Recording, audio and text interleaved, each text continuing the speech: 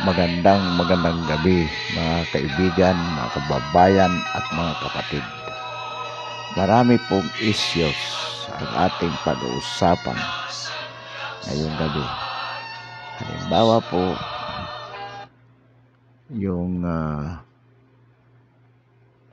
ginagawang ingay ng mga politiko upang mapansin sapagkat malapit na po ang halalan.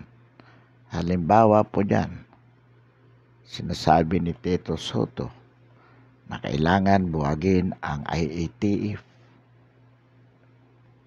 Minsan nabanggit na rin po ito ni Amy Marcos, Senator Amy Marcos. At sa iba pong mga ganun din po ang sinasabi ng Vice Presidente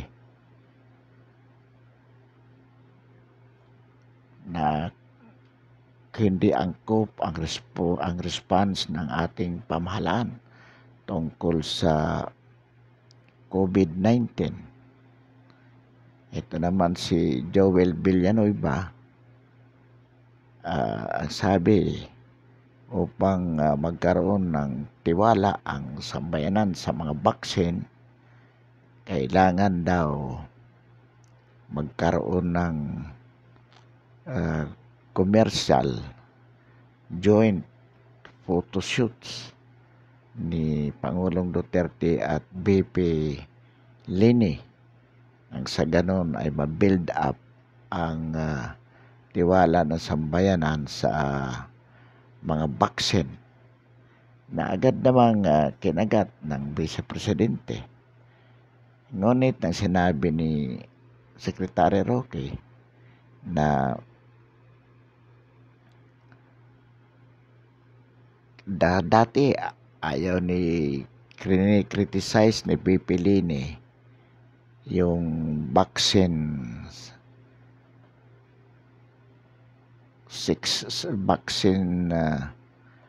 program ng gobyerno, lalo na yung Sinovac.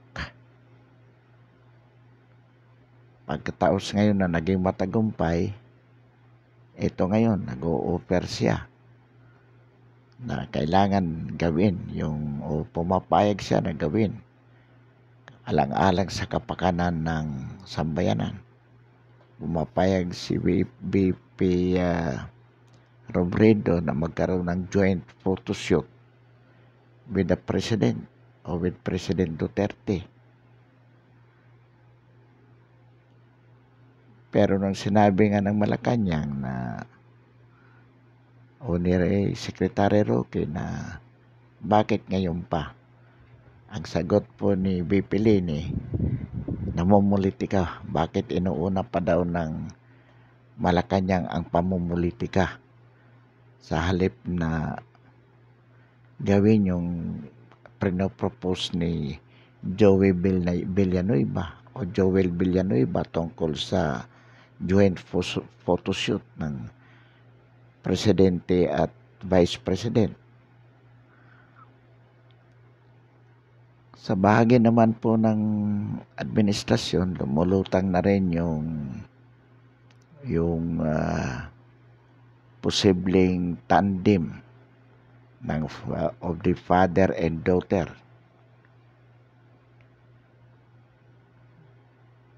na kung saan si Inday Sara magiging tatakbong presidente sa 2022 at maaring si Pangulong Rodrigo Duterte naman ang mag-vice president. So ito po ngayon ang kumbaga ingay dahil sa nalalapit na politika. Sa bahagi ni Antonio Carpio with Isang Bayan Coalition, yun pa rin, nagko-concentrate pa rin si Antonio Carpio doon sa West Philippine Sea issue. Ito namang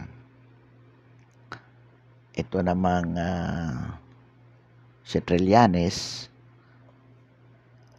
ayun, still going with his criticism against the president na keso ipakukulong niya, keso takot na si Pangulong Duterte sapagkat sa 2022 sabi ni Trillanes siya na ang magiging presidente at ipakukulong na niya ang Pangulo. So ito po yung iba't ibang issues. Si Pacquiao, mayroon nagkakaroon na ng party squabble. Magpapatawag ang PDP laban ng pagpupulong. Si Pacquiao naman nagpalabas ng memo na binibigyan ng instruction yung mga party mates na huwag dumalo. So ito ngayon yung hindi naman kaguluhan. Ito yung maingay na tanghalan ng politika sa Pilipinas. So ano po ang paninindigan ng sambayan ng Pilipino sa mga bagay na ito? Una po, dapat bang buwagin ang IETF? Ngayong alam naman natin na ito ay pakulo lang ni Tito Soto nang sa ganon mapansin siya ng media. Ito po ang masasabi natin dito. Tito Soto.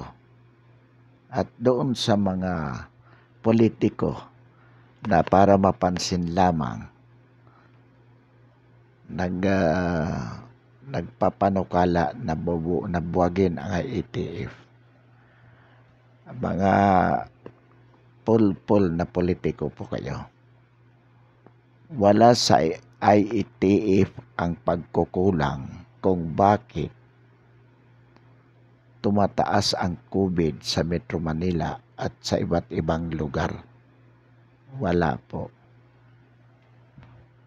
Ang pagkukulang ay mismo nasa sambayan ng Pilipino na matitigas ang ulo.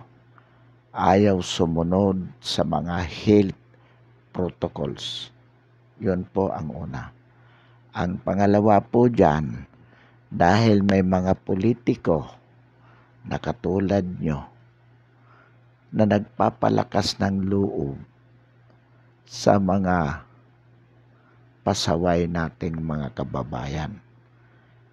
Halimbawa po dyan, yung ating Vice President at marami pang iba. Hindi lang siya. Ito na may talagang, kumbaga, pareho-pareho naman sinasabi ito ng Vice President at ng mga opposition senators. Sinasabi nyo, hindi kasalanan ng mamamayang Pilipino ang pagtaas ng COVID. Kasalanan ito ng gobyerno sapagkat kailangan lumabas ang mamamayan para maghanap buhay. Kaya dapat tulungan ng gobyerno. Itong mga ganitong pronouncement mismo ng mga matataas na opisyal sa ating pamahalaan are definitely uncalled for. Under all circumstances, the pronouncement should be to the effect that everyone, as much as possible, should follow the health protocols all the time, wherever he is. Dapat ganun po. Hindi yung salip na sabihin sa mga pasaway na ito na mali yung kanilang ginagawa. Ipapasa pa ang kanilang kasalanan sa gobyerno, sa IETF, Sasabihin, mali kasi ang pinatutupad ng IATF. Kalokohan po yan. Alam naman natin, bawal ang mga gatherings, nagsiswimming, nagiinuman, nagtutupada. Hindi ba yan mga pasaway? Tapos pag hinuhuli ng pulis, nagagalit. Ang mga pulis na tumutupad lamang sa tungkulin, yun ang pupulaan. Kaya po, tama yung sinasabi ng ating Pangulo. Arestuhin ang mga barangay captain na nagtotolerate sa kung ano ang ipinagbabawal ng pamahalaan in relation to observance of health protocols. Yung mga nagtotolerate o yung walang mga ginagawa ng mga kapitan ng barangay upang ipatupad sa kanilang mga barangay ang lahat ng ipinagbabawal ng IATF. Yan po ang dapat. At hindi lang mga barangay captain. Dapat mga barangay chairman. Dapat po yung mga mayors sa syudad, sa munisipalidad. Halimbawa po sa Quezon City. Ang daming paglabag.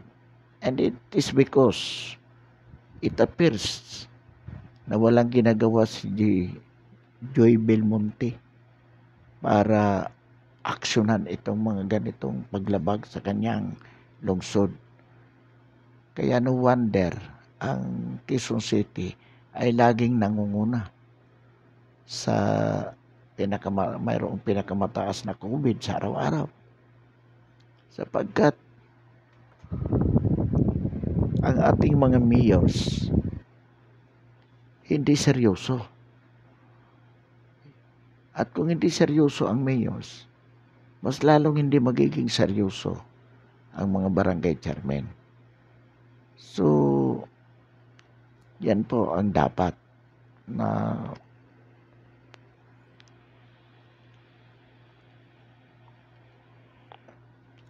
pag-ukulan, hindi yung pagbuwag ng IATF. Kung bubuwagin po natin yan, para para palitan ng bagong mga tao na mangangapa kung paano gagawin itong ating tamang at angkop na pagtugon sa mga problema after 2 years o after 1 year. So it's not advisable. Kahit si Soto naturing ang presidente ng Senado, laging palpak yung panay papogi lang na wala namang laman ang sinasabi nito. Mabuti pa Soto, magbitaw ka. Ikaw ang dapat alisin, hindi yung IATF. Yan po ang katotohanan.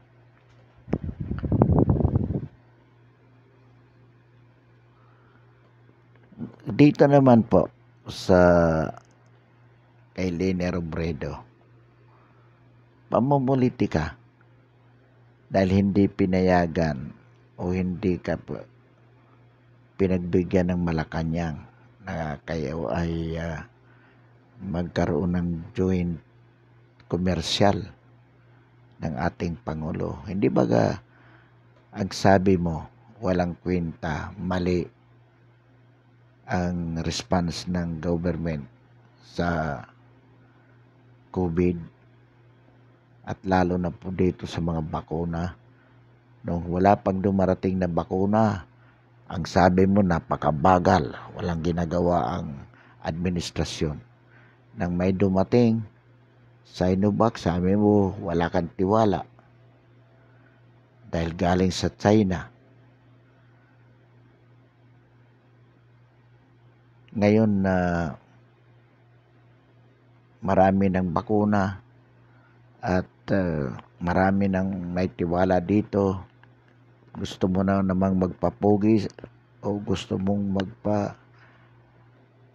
sa media, sinakyan mo ang proposal ni Joel Villanueva na magpakaroon kayo ng photoshoots with the President. Nang tumanggi ang Malacanang, sabi mo na mamumulitika ang Malacanang, inuuna pa ang pamumulitika kaysa kapakanan ng taong bayan. Ang kapal din naman ang mukha mo. Ano sabi ng Presidente? You have an angelic face with evil motives, evil minds. It really appears. Kaya yung mga sinasabi mo, Robredo, nagpapaniwala ka kasi kinadrilon sa mga kapartido mo. Eh, yung mga yan, talagang manggagamit yan. Si Cory Aquino, nagamit nila to the max. At ikaw ngayon ang gagamitin. Ni Pangilinan, ni Drilon, lahat ng mga dilawan na yan. Sa bagay, hindi lang naman ikaw nagpapagamit because you are with the system also. Sayang nga ang pagkakataon mo. Pero okay lang. Total, meron tayong mas magaling na alternative. So, ang advice natin, tumakbo ka na lang sa lokal. Baka makatulong ka pa na mas makapagserbisyo ka pa ng maayos sa mga kababayan mo sa Kamsor. Pero sa national level, you have no place sapagkat ang dilawan ngayon wala nang lugar sa ating pamahalaan. Nakita mo naman yung Otso Diretso na pinamunuan mo, ipinangumpanya mo. And the same fate will happen, definitely. Why? Because for a long time, napatunayan natin itong mga dilawan na wala namang achievements. At ngayon that we have a president, achiever president, sa halip na makipagtulungan kayo, wala kayong ginawa for the whole 6 years, 5 years na siraan. Eh nakikita naman ng taong bayan ang achievement ng ating Pangulo. At nakikita naman yung nature ng inyong ginagawa na kung saan sa halip na makipagtulungan ay tumatayo kayong hadlang. At hindi lang basta hadlang, sinisiraan nyo pa ang administration.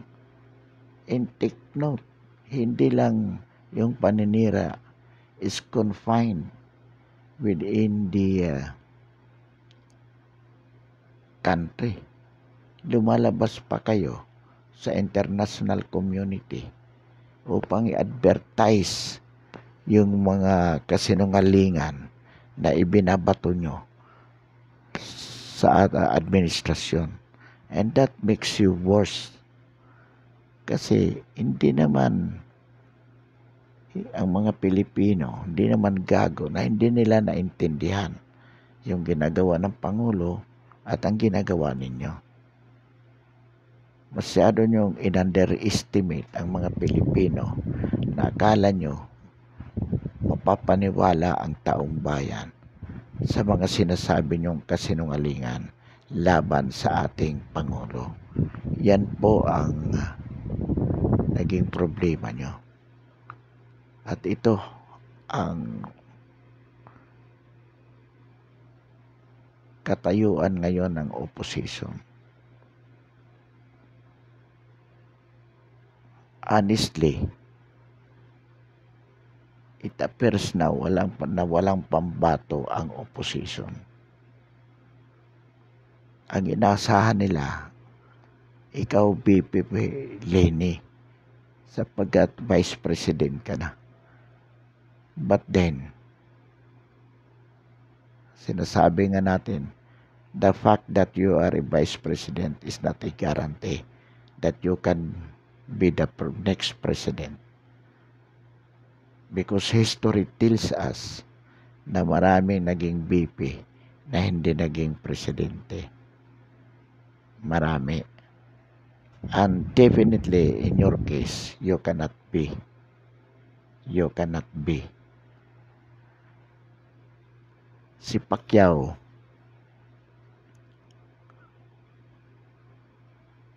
meron ng squabble sa loob ng kanyang partido na magpapamiting si Alcosi, halangan ni Pacquiao. Pero at the end of the day, alam naman natin na Pacquiao will submit in terms of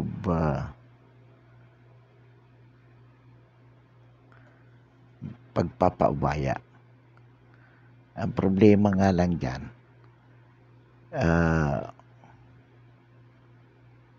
anong tatakbuhan? Well, maring senador ulit. Pero yung pagka-senador, sabi nga natin, hindi na yan magiging hindi na in the bag sapagkat nagkaroon ng dungis. Hindi katulad noon na congressman, senador, nobody question money. Pero nang medyo kumawala siya sa ating Pangulo at nag-ambisyon agad, nagproklama na magiging tatakbong Pangulo by act, although indirectly in the sense na wala naman siyang direct pronouncement, pero by his actions makikita talaga may mga tarpaulin na.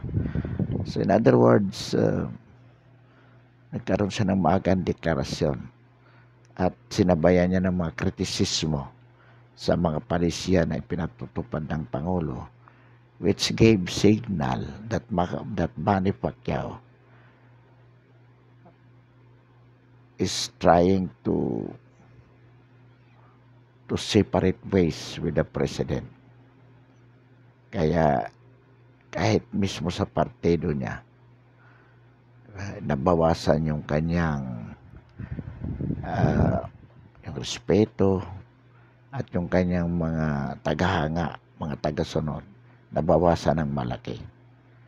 Tanging iilan na lang ang naiwan sa kanyang panig. Yan po.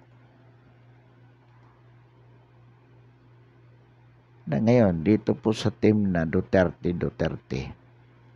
well, this would be the best thing that ever happened to the Filipino people kapag natuloy po itong tandem na ito. And it appears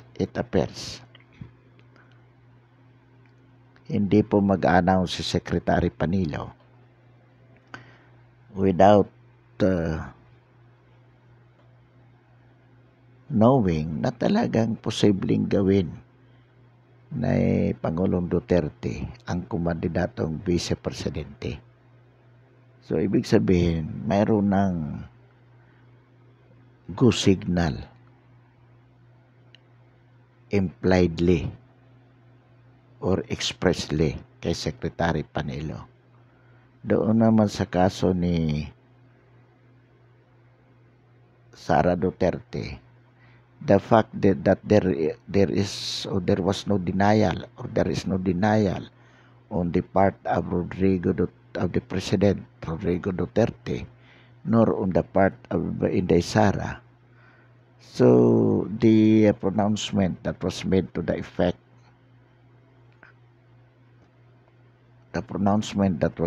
that effect by Joey Salcida, Congressman Joey Salcida of Albay, appears to be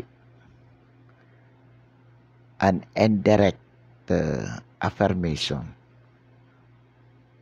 by the Duterte camp that Inday Sara is 100% running as president for 2022.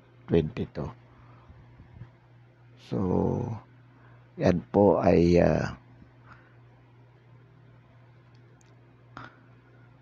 sa issue po ng West Philippine Sea, mukhang nagdaday down na. Kumbaga hindi na ganun kainit. Masyadong pinainit nila ng opposition, lalo na si Carpio, yung issue. Believing that Duterte could go down with it.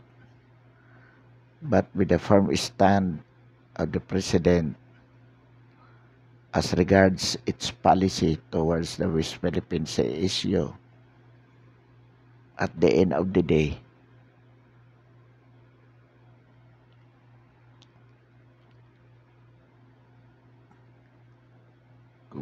pinanigan din ng taong bayan o lalong lumakas ang tiwala ng taong bayan sa ating Pangulo relative to his stand in West Philippine Sea. Ang ibig po sabihin niyan, nabigo si Antonio Carpio at ang isang bayan coalition together with Trillanes na durugin ang ating Pangulo sa issue ng West Philippine Sea.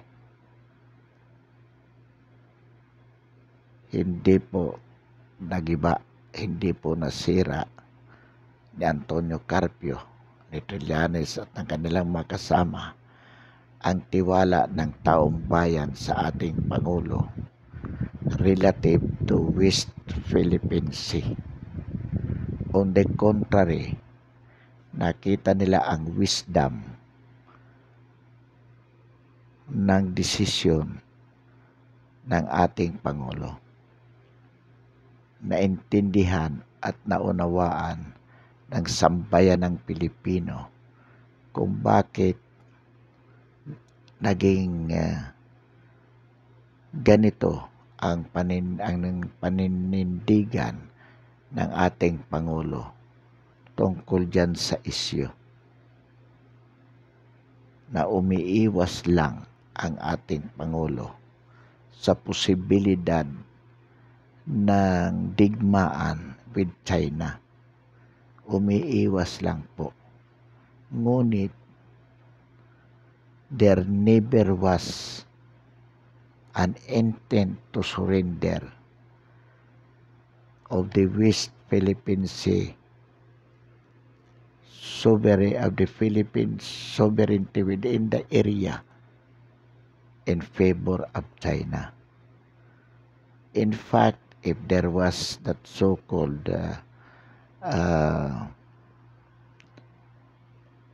abandonment of our position within the area, it happened in 2012 with Pinoy Aquino as president, Carpio as advisor of President Aquino relative to the issue, Trillanes in his capacity as a backdoor negotiator. Ito po ang mayroong, or we would say, who surrendered our position to China over the sea territory. Iyon po.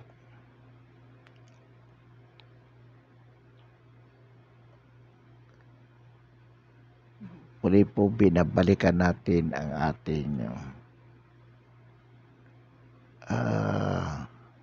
ang ating paninindigan doon po sa punto na dapat papanagutin ang mga barangay captain, ang mga mayors, in other words, the local chief executives should be made criminally liable for not enforcing strictly within the respective areas of jurisdiction the health protocols which are being imposed upon by the IETF. Moreover, we are telling to those who advocated for the abolition of the IETF, hindi po dapat. Ang salib, encourage natin ang sambayanan na huwag lumabag sa health protocols. Ipatupad strictly ng mga local chief executives ang mga guidelines na pinalalabas ng IETF. Hindi makakatulong bagkus may mga reversal na mangyayari sa ating programa against COVID-19 pandemic kung bubuwagin ang IETF. For the moment, marami pong salamat. Magandang gabi.